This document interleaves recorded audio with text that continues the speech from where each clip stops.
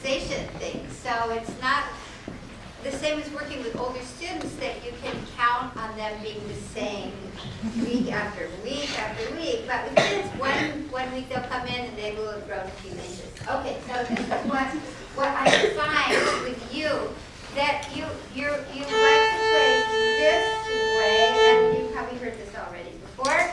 But if we can find maybe more release in your forearm, and it might be, is this a half size or 3/4? This is a full size. That's a full size already. Okay, so I maybe need a viola.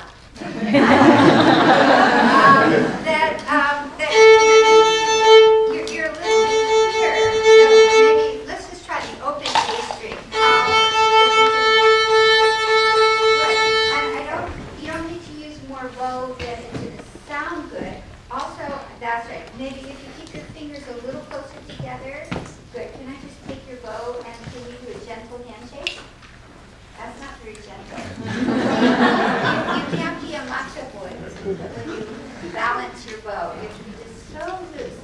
And also what I'm finding, it's a good indication for us as teachers, if there is a, did you keep this on the bow? It's been repaired twice, yes. You mean that because you put a hole in it? Yeah. Okay, so I'm looking at his wrapping on his bow, and he has just said that it has been repaired twice.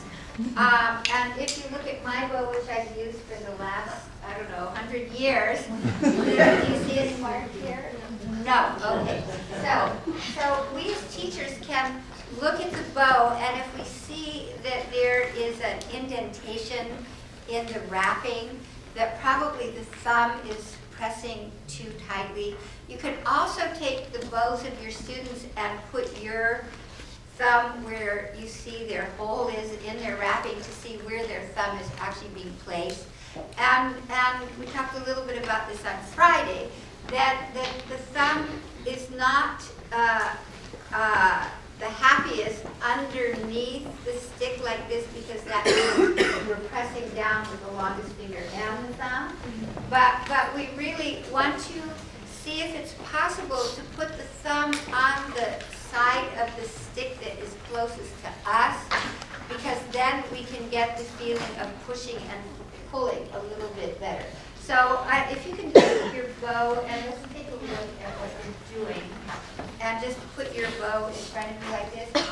That's right. And it's very difficult to understand this, and you long limbs also. You're lucky. So you don't want the thumb to go here, because that's where you're pushing in to hold. So we want to just put the thumb maybe a little bit more here. So can you put your bow on the base here then? That's right. And then these guys have to be so. And you want to be able to move the knuckles up and down. That's right. That's right. Until you find the position that is the most comfortable. That's right. And of course you have to always tap your first finger and the two middle fingers, together, and then the little finger. And these are things that we do, of course, in the very first lessons, but we're doing them the rest of our lives, because if your fingers are growing, you don't tell your fingers where to go. They're going to tell you where they want to go most comfortably. So the best way to get that feeling is to tap your first finger and tap the two middle fingers and tap the little finger. Good. Okay. And then I would let the fingers be a little closer together. That's it. We don't want our fingers to be too spread apart on our bow, because then the fingers are working independently, and we really want the fingers to work as a unit, because I think everything comes from the upper arm. All of our bow strokes come from our upper arm. Our fingers, I find, are visitors on the bow. They have to be secure, but they don't guide the bow. We're guided by our bigger motion. That's right. So if you just play in the upper half of the bow, that's right. So we're just going to open our forearm. That's right. Making sure we're not twisted. That's right. So we're just going to feel this. That's right. Just forearm. Good. Now, would you mind I'm a big rosin fan because it just makes it easier to find the grasp of the strings. And for some reason, people don't like rosin. Okay, so we're going to just keep it here. Good. And keeping these fingers really loose. You tap your first finger and the two middle. Good. And then the thumb is really loose. Good. Okay, I'm just going to help you find that open forearm. Good. Now, as you do this, I want you to observe your stick, that the stick stays on top of the hair. You don't want it to be rolling around. Okay, and really loose here.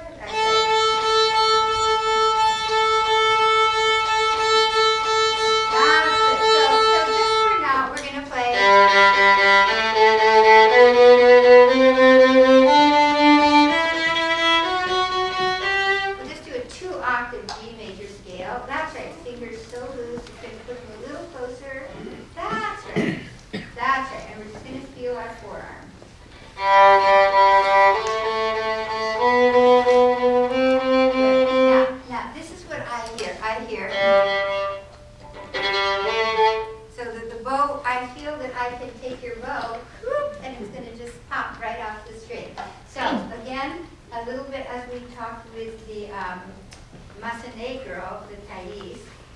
it. That we need, with the least amount of effort and energy, to feel that I'm pulling and pushing this.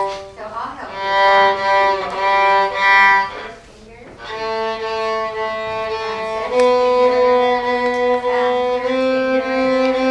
and open string, and first finger, and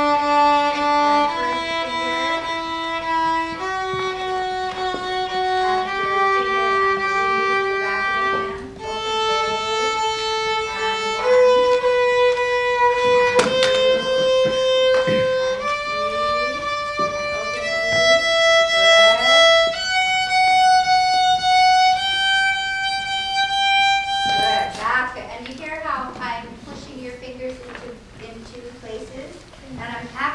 I love Violin. Yesterday she talked about tempered intonation and playing in tune, the thirds and the sixths, so I actually was doing that for you.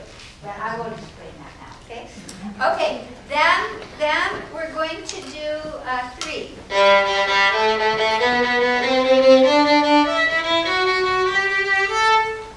And I'm going to just remind you that that goes like a little closer together. That's right, good. And we want to find the angle of the bow. Right, so.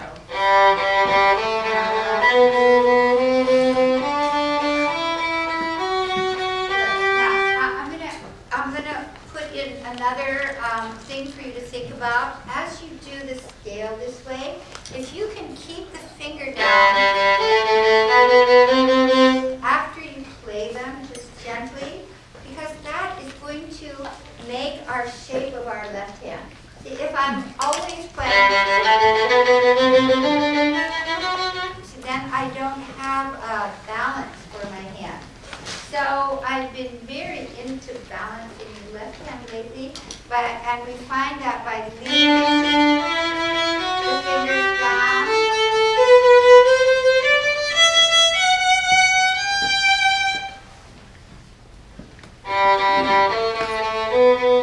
leave one down. And really loose, really, again, I'm going to take your hand. That's right. Can you just wave to your nose? That's right. Keep that same feeling. Good. Okay. And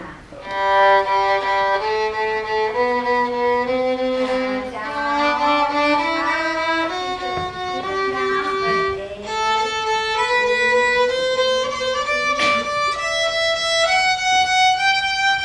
Good. That's better. Okay. So just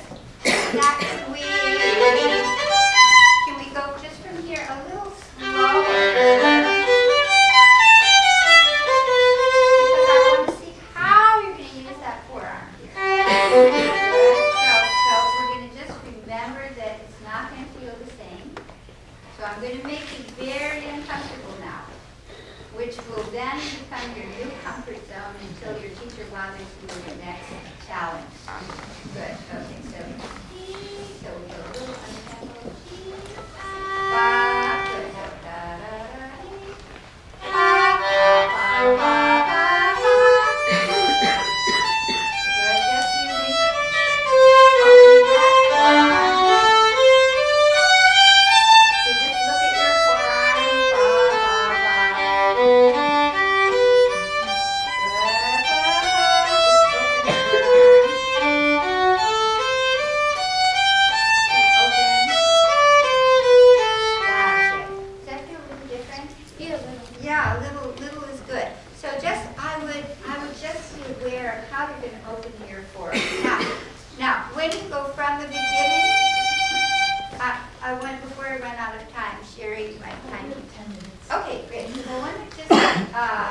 a little bit about your left hand. And this is my perception of it. Maybe I'm totally off base, but we'll experiment around. Because you know, we as teachers, everything we do is a big experiment with every single student. Not that you're supposed to know that, but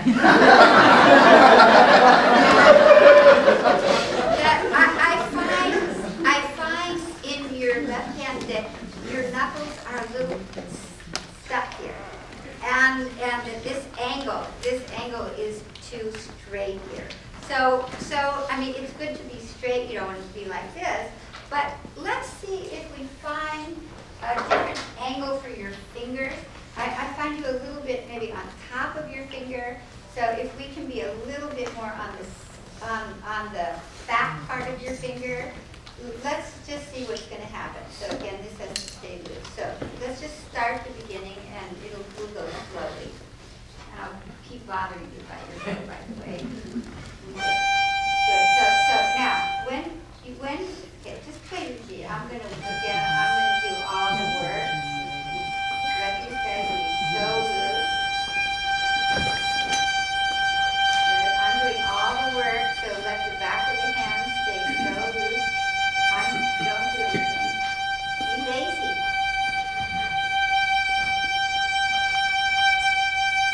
That's it.